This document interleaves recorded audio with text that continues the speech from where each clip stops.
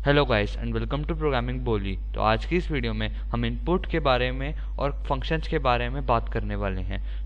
Input कैसे लेते हैं कोटलिन में। इनपुट तो हम सबको ही पता है, क्या यूज़र से कोई चीज़ लेना, ठीक है, उसको कहते हैं हम इनपुट। फिर उसको हम उसके कॉरस्पॉन्डेंस में एक आउटपुट भी देते हैं, यानी कि हम फिर उसको कुछ देते भी हैं, ठीक है। तो हमें जैसे कोटलिन में इनपुट लेनी होती है तो उसके लिए हमें जावा का क्लास को कॉल करना पड़ता है जिसका नाम होता है स्कैनर। और भी कई सारे मेथड होते हैं बट ये सबसे ज़्यादा आसान होता है स्कैनर। तो क्या होता है कि कोटलिन और जावा आपस में, मतलब आप ये समझो कि कोटलिन जावा को समझ सकती है और जावा कोटलिन को समझ सकती है। तो ये दोनों इस तरीके से काम करते हैं। तो स्कैनर वाला पैकेज जो है वो कोटलिन में भी चल जाएगा। तो अब हम ज़रा इसके बाद फंक्शंस की बात करते हैं। फंक्शंस क्या होते हैं? फॉर एग्जाम्पल के लिए हमें पिज़्ज़ा बनाना है, ठीक है, तो उसके लिए हमें केचप चाहिए होगी, ठीक है, सॉस चाहिए होगी। तो क्या होगा कि हम सॉस के डिब्बे में से निकालेंगे और उसके ऊपर डालते रहेंगे। फिर हमें एक और बारी बनाना पड़ेगा तो हम एक और बारी उसके ऊपर डालते रहेंगे। तो इससे क्या होगा कि हमारी केचप का जो डिब्बा है वो बार बार यूज़ होता रहेगा, है ना, और हमारी उसके बीच में केचप तो हो ही रही है यूज़। तो इसको हम कहते हैं फंक्शंस। हम क्या करते हैं कि एक पर्टिकुलर जगह पे एक चीज़ को स्टोर कर देते हैं, फिर उसको हम बार बार यूज़ करते रहते हैं। ये वेरिएबल्स की तरह ही होते हैं। अब इनके अंदर आते हैं पैरामीटर्स, ठीक है। पैरामीटर्स क्या होते हैं कि हम इन्हें ना कुछ वैल्यू दे देते हैं। वैल्यू इन द सेंस कि जैसे इन्हें हम कुछ नंबर दे देते हैं और उन्हें हम कहते हैं कि इनका स्क्वायर निकाल के दिखाओ, क्यूब निकाल के दिखाओ, तो ये सब चीज़ें करके दिखाओ, ठीक है। तो अब हम आगे बढ़ते हैं। तो फंक्शन का सिंटेक्स कैसे होता है? तो फंक्शन का जो सिंटेक्स होता है तो कोटलिन में कैसा होता है कि पहले एक कीवर्ड लिखा रहता है फन, फिर उसके बाद फंक्शन का ना नेम लिखा जाता है, फिर उसके अंदर ना पैरामीटर्स लिखे जाते हैं और फिर उनके बाद उनका डेटा टाइप लिखा जाता है।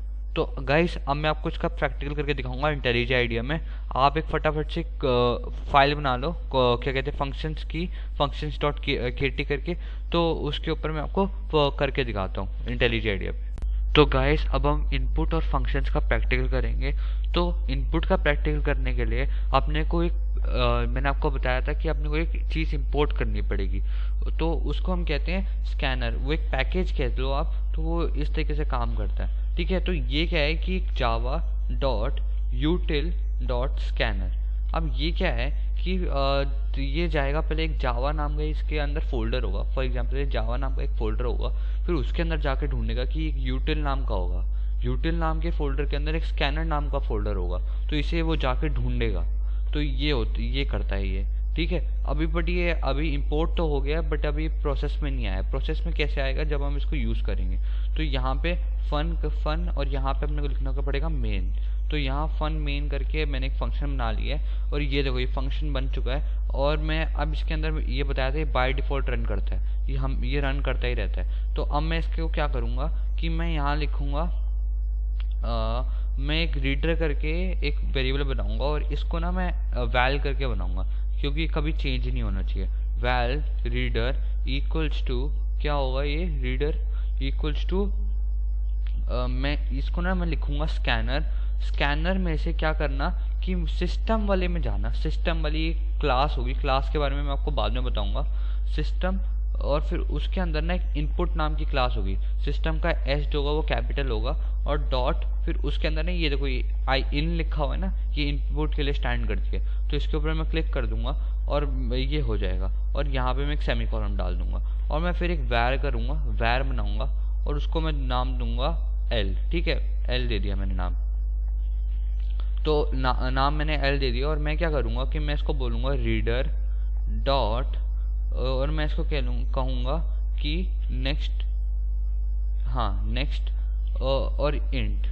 नेक्स्ट लाइन भी कह सकता हूँ और नेक्स्ट इंट भी कह सकता हूँ। पहले मैं नेक्स्ट लाइन करके दिखाता हूँ। नेक्स्ट लाइन करने से क्या होगा कि मुझे पूरी की पूरी एक लाइन प्रिंट करके देगा। देखो प्रिंट, मैं यहाँ पे एल कर देता हूँ, ठीक है, एल कर दिया मैंने।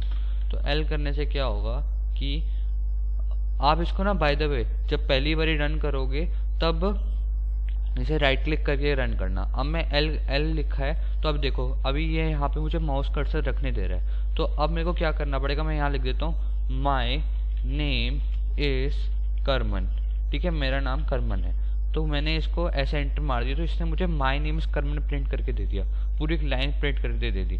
अब मैं इसको अगर नेक्स्ट स्ट्रिंग कर देता, नेक्स्ट स्ट्रिंग नहीं होता, नेक्स्ट इंट कर देता, इंट।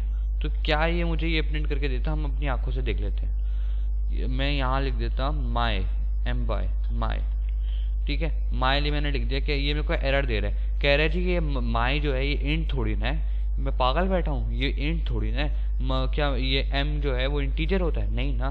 तो ये ऐसा नहीं होगा, तो वो मेरे को एरर देगा, ठीक है। अब मेरे को इसको करने के लिए क्या करना होगा, अब मैं क्या चाहता हूँ कि इसके सामने कोई टेक्स्ट वगैरह भी है, तो मैं उसके लिए क्या करूँगा कि मैं यहाँ लिखूँगा प्रिंट, प्रिंट लिखूँगा मैं यहाँ पे, और यहाँ पे लिखूँगा राइट लेंथ हेयर, ठीक है, right length here, length here, ठीक है। मैं एक रेक्टेंगल का ना एरिया निकालना चाहता हूँ, वो भी एक फंक्शन की हेल्प से, ठीक है। रेक्टेंगल का एरिया निकालेंगे वो भी एक फंक्शन की हेल्प से, तो वो कैसे करेंगे, अब var l और रीडर डॉट नेक्स्ट इंट, ठीक है। इससे अपना क्या निकल जाएगा, वो निकल जाएगा, क्या कहते हैं, लेंथ निकल जाएगी, लेंथ मेरी निकल गई, ठीक है। अब मैं क्या चाहता हूँ, मेरे को अपनी ब्रेड्थ भी चाहिए होगी, क्योंकि रेक्टेंगल का एरिया निकालने का फॉर्मूला क्या होता है, चलो बताओ सारे कमेंट सेक्शन में अभी के अभी लिख के बताओ कि रेक्टेंगल के एरिया निकालने का फॉर्मूला क्या होता है, लेंथ इंटू ब्रेड्थ, ठीक है, लेंथ इंटू ब्रेड्थ होता है फॉर्मूला, ठीक है। तो अब क्या करना पड़ेगा कि मुझे एक वेरिएबल var b भी बनाना पड़ेगा, क्योंकि var b क्या है, ये ब्रेड्थ के लिए होगा, तो मैं इसको नाम दूंगा रीडर डॉट नेक्स्ट इंट, ठीक है, नेक्स्ट इंट, मैंने इसको ये दे दिया। अब मैं क्या चाहता हूँ कि ये मुझे क्या बताए, कि ये मुझे इन दोनों का मल्टीप्लिकेशन करके बताए, और ये मुझे इसका आंसर बताए। तो मैं क्या करूँगा कि मैं एक var आंसर बनाऊंगा, आंसर बनाऊंगा, और उसमें क्या लिखूंगा कि equals to l into B, l into B, ठीक है, तो l इंटू बी, और मैं यहाँ पे क्या करूँगा, प्रिंट आंसर, तो ये मुझे आंसर प्रिंट करके देगा। अब मैंने ऐसा किया, रन करवाया इसे, ये मुझे कह रहा है लेंथ लिखो, यहाँ पे मैंने लिख दी 30 लिख दी, सॉरी 30 लिख दी, चलो 30। और अब ये कह रहा है ब्रेड्थ लिखो, क्योंकि मैंने गलती से यहाँ ब्रेड डालना भूल गया, मैं एक बार ब्रेड्थ भी डाल देता हूँ ताकि और अच्छे से लगे, और ब्रेड्थ BREADTH ब्रेड्थ हेयर, ठीक है। मैं इसको रीरन करूँगा, और हाँ ये पहली बारी रन होने में थोड़ा सा टाइम लेता है, आप भी इसको एडजस्ट करने देना, बहुत बारी होता है पहली बारी रन होने में हमेशा टाइम लेता है। तो मैं क्या करूँगा कि मैं इसकी लेंथ भी दे देता हूँ 55 और ब्रेड्थ भी दे देता हूँ 55। चलो आप मेरे को आंसर बताओ क्या होगा, मैं बताऊँ 3025 होगा आंसर, देखा मेरी मैथ स्ट्रांग है। तो क्यों, क्योंकि 55 इंटू 55 होता है 3025। अब मैं ऐसे ही कर देता हूँ, अब मैं लिख देता हूँ यहाँ जैसे 55 और 56, तो आप बताओ आंसर क्या होगा, 3080 होगा आई थिंक, देखा 3080, मेरी मैथ सही तेज, ठीक है। तो ये मेरा आंसर रिटर्न कर रहा है। अब मैं क्या चाहता हूँ कि मैं इसको एक फंक्शन की हेल्प से रिटर्न करूँ, मैं इसको 40 बारी चलाना चाहता हूँ और ये मुझे 40 आंसर दे, वो भी फंक्शन की हेल्प से, ठीक है। मतलब कि मैं चाहता हूँ कि मैं एक फंक्शन बनाऊँ इसके लिए, तो क्या करना पड़ेगा, मुझे यहाँ पे लिखना पड़ेगा, मैं यहाँ पे लिख देता हूँ एरिया, ठीक है, एरिया, और मैंने एरिया करके एक फंक्शन बना दिया है। और 55 और 56 मुझे इसको ऐसे लिखना पड़ेगा। अब इस पर ध्यान में देना, ये एरर दिखा रहा है, क्यों दिखा रहा है, क्योंकि मेरे को पहले अभी मेरे को फंक्शन डिक्लेयर नहीं किया, तो मेरे को ऐसे डिक्लेयर करना पड़ेगा फन एरिया, और फिर मेरे को डालना पड़ेगा इसके अंदर वैल्यूज, और इसके अंदर पहली वैल्यू होगी l, और इसको ना मेरे को ऐसे करके इंट भी लिखना पड़ेगा, इंट, ठीक है। और दूसरी होगी ब्रेड्थ, तो जिसको मैं शॉर्ट में b लिख रहा हूँ, और इसको भी मेरे को इंट लिखना पड़ेगा, और फिर मेरे को यहाँ पे भी ऐसे एक इंट लिखना पड़ेगा, और फिर मेरे को उसके बाद ये ब्रैकेट्स डालने पड़ेंगे, ठीक है। अब ये मुझे अभी भी एरर दिखा रहा है, क्यों एरर दिखा रहा है, क्योंकि अभी तक मैंने इसको कुछ रिटर्न नहीं किया है यहाँ पे, मैं जब तक इसे कुछ दूंगा नहीं, क्योंकि इसने मुझे अभी ये कुछ दिया है, अगर ये ना देता तब ये मेरे को एरर ना दिखाता। चलो मैं आपको अभी करके दिखाता हूँ, पहले मैं रिटर्न कर देता हूँ, रिटर्न l इंटू बी, ठीक है, l इंटू बी कर दो, तो ये क्या करेगा कि मेरे को लेंथ इंटू ब्रेड्थ जो है वो रिटर्न करके दे देगा, ठीक है। तो अब कैसे रिटर्न करके देगा आप अपनी आंखों से देख लो, जो मेरा आंसर पहले आया था वो मेरा आंसर बाद में भी आएगा। मैं यहाँ कर देता हूँ 55 और यहाँ लिख देता हूँ 56, तो अभी भी इसने मेरे को 3080 रिटर्न किया। कैसे किया, ये लेंथ हो गई इसकी, ये ब्रेड्थ हो गई, ये यहाँ पे आ गई दोनों, फिर इसने क्या किया कि इसे 55 और 56 को मल्टीप्लाई कर दिया, ठीक है, इसने मुझे कुछ रिटर्न कर दिया। अब मैं क्या चाहता हूँ कि मेरे को सिर्फ प्रिंट ही कराना है, कुछ चीज़ को बार बार प्रिंट कराना है, मेरे को उसको शॉर्ट में लिखना है, ठीक है, जैसे मेरे को एक प्रिंट ही कराना है उसको मेरे को शॉर्ट में लिखना है, तो मैं क्या करूँगा, मैं लिख दूंगा फन और मैं इसका नाम दूंगा प्रिंट, ठीक है, मैंने प्रिंट दे दिया। प्रिंट अब देखो पिछली बारी ये एक एरर दिखा रहा था और यहाँ पे मैं इसको ज़रा वो भी देना पड़ेगा अपना डेटा टाइप, तो इसको मैं दे दूंगा स्ट्रिंग, ठीक है, स्ट्रिंग, हाँ ठीक है, मैंने स्ट्रिंग दे दिया है। और अभी ये मुझे एरर दिखा रहा है, क्यों दिखा रहा है, क्योंकि मुझे इसमें अभी भी कुछ रिटर्न करना पड़ेगा, अभी भी मुझे इसमें कुछ रिटर्न करना पड़ेगा, है ना। ये देखो मैं आपको ज़रा अच्छे से दिखाई देता हूँ। ये क्या कह रहा है कि specific return type of including remove, ये देखो अब अगर मैंने ये डाल दिया, अब ज़रा ध्यान से मेरी बात को सुनना, क्या कह रहा है कि अगर आपने ये डाल दिया ना जी, अगर आपने मेरे आगे ये दो चीज़ें लिख दी तो क्या होगा कि मुझे कुछ ना कुछ तो आपको वापस में देना ही पड़ेगा। इससे बढ़िया अगर आप इसको ही हटा दो तो मुझे कुछ आपको देना ही नहीं पड़ेगा। ये कहना चाहता है हम इनडायरेक्टली, ठीक है। तो इसलिए हम इसको ही लगाते हैं ताकि जैसे हमें कुछ रिटर्न करवाना होता है तो हम इसको लगवाते हैं, और नहीं करवाना होता ना, नहीं चाहिए हमें कुछ, सब कुछ दूर रख, तो उसको हम ऐसे लिख देते हैं। और फिर अब मैं देखो जैसे लिख देता हूँ प्रिंट गुड मॉर्निंग या फिर गुड नाइट, देखो अब जैसे मेरे को उसको प्रिंट कराना है ना, तो प्रिंट, ठीक है, मैंने प्रिंट पास कर दिया। अब देखो ये भी कलरफुल हो गया और मैं अब इसको रन कराऊंगा और देखो यहाँ पे ये मुझे अब गुड नाइट प्रिंट करके देखा। पहले मेरे को ज़रा कुछ डालना पड़ेगा, मैं डाल देता हूँ 40, मैं डाल देता हूँ 30, और इसने मेरे को उसी के साथ 3080 के साथ गुड नाइट प्रिंट करके दे दिया, क्योंकि यहाँ पे प्रिंट एलन नहीं लिखा हुआ था। अगर मैं प्रिंट एलन लिख देता तो ये नई लाइन में मेरे को अब प्रिंट करके देता, ठीक है। तो आई होप आपको समझ आ रहा होगा। अब मैं आपको एक प्रैक्टिस प्रॉब्लम देता हूँ। चलो अब हम इसको मैं इसको अभी आपको 2 मिनट में सॉल्व करके दिखाऊंगा। आपको क्या करना है कि आपको एक सिलेंडर का ना वॉल्यूम बताना है। सिलेंडर का वॉल्यूम पता है क्या होता है? Volume of cylinder equals to volume of cylinder equals to 2 pi 22/7 into R का स्क्वायर होता है, तो मैं इसको आर के स्क्वायर को मैं ऐसे लिख देता हूँ, ठीक है, पाई आर स्क्वायर, और फिर इसके बाद होता है एच, ठीक है। तो यानी कि आपको आर और एच की इनपुट लेनी है और फिर करके दिखाना है। आप एक बार खुद से ट्राई करो वीडियो पॉज करके, और अगर अब मैं इसका सॉल्यूशन बताने वाला हूँ। रेडी? तो इसका सॉल्यूशन कैसे होगा, मैं पहले सारा कोड जो है कमेंट आउट कर देता हूँ। मैं ऊपर से लेके अभी तक का सारा कोड कमेंट आउट कर रहा हूँ, ठीक है, और ये फंक्शन की हेल्प से बताना था। तो देखो मैं यहाँ लिख देता हूँ फन मेन, ठीक है, मैं मेन कर देता हूँ और इसके अंदर मैं ऐसे कर देता हूँ, और मैं यहाँ पे एक फन वॉल्यूम करके एक वो बना देता हूँ, ठीक है, वॉल्यूम। और इसके अंदर क्या होगा कि वो होगी, हाइट होगी और रेडियस होगी, है ना, एंड और फिर आर, ठीक है,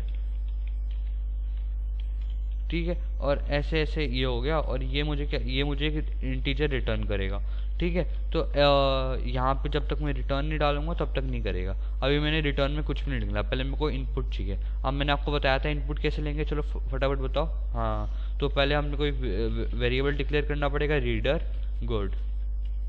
रीडर इक्वल्स टू, इसको मुझे क्या डिक्लेयर करना पड़ेगा कि क्या कहते हैं, स्कैनर, फिर ब्रैकेट में सिस्टम डॉट, और फिर उसके बाद क्या डालना पड़ेगा, इन, ठीक है, और मेरे को ऐसे सेमीकोलन डालना पड़ेगा, और फिर उसके बाद एक वैर डिक्लेयर करना पड़ेगा जिसका नाम हम लिख देते हैं एच, ठीक है, एच इक्वल्स टू, और मैं उससे पहले भी ना एक लाइन डाल देता हूँ, प्रिंट, इसके ऊपर लाइन डालता हूँ, print right height here, HEIGHT here, ठीक है, हाइट हेयर। तो यहाँ पे हाइट हेयर में लिख देता हूँ वेर h इक्वल्स टू, क्या होगा कि यहाँ पे लिख देता हूँ रीडर डॉट रीड, और रीडर डॉट क्या कहते हैं, रीड रीड क्या कर रहा हूँ मैं, रीडर डॉट नेक्स्ट इंट, हाँ next int, reader dot next int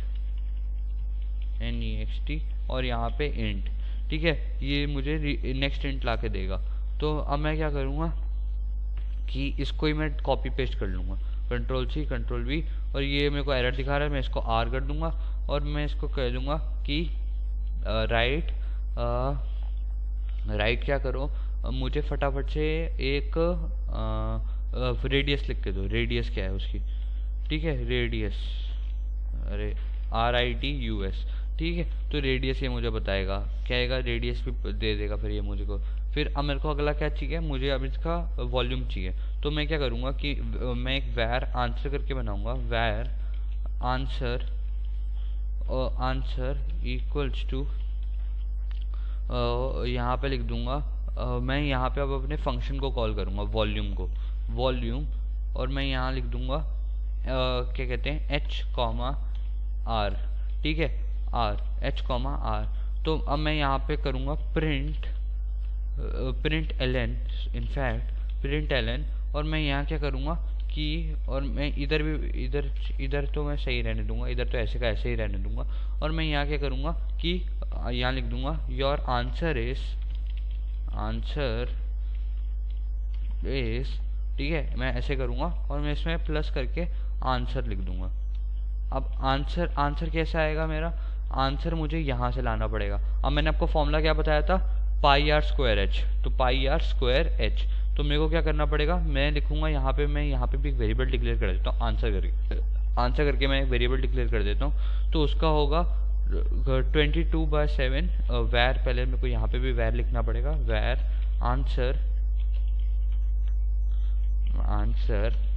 equals to 22/7 into πr, तो इंटू R क्या है अपनी, R इंटू R, क्योंकि स्क्वायर क्या होता है, वह क्या कहते हैं, रेडियस इंटू रेडियस, क्या फिर किसी भी साइड का मतलब होता है तो नंबर इंटू नंबर होता है ना, वही वाला। तो πr² और H क्या है अपनी हाइट। तो ये लो जी, सब हो गया अपना, सब रेडी है। तो और हाँ, एक चीज़ देखना, ध्यान से करना है, क्योंकि यहाँ पे मैंने H पहले लिखा और R बाद में लिखा है, तो क्या होगा कि ये उसको भी उसी फॉर्मेट में लेगा। अगर मैं यहाँ पे R लिख दूंगा ना, तो ये रेडियस को हाइट समझ लेगा, तो इसलिए मैंने पहले हाइट लिखा है। तो अब मैं इसको रन कराऊंगा, क्या हुआ, क्या कह रहा है मुझे, this function must return a value, oh sorry, यहाँ मैंने आंसर लिखना ही भूल गया। यहाँ पे अगर मैं आंसर नहीं लिखता तो इसलिए मेरे को एरर दिखा रहा है, क्योंकि मैंने इसको अभी तक कुछ रिटर्न ही नहीं किया, तो इसलिए वो मुझे एरर दिखा रहा है। अब मैं यहाँ ऐसे करूँगा और यहाँ पे ये रन हो रहा है, राइट हाइट हेयर, तो मैं हाइट लिख देता हूँ, जैसे 7 लिख दी मैंने, ठीक है, और मैंने रेडियस लिख दिया, रेडियस भी 7 लिख दूँ, चलो, तो 22/7 इंटू क्या कहते हैं 49, और फिर 22 इंटू 49 हो जाएगा, ये देख लेना, ठीक है।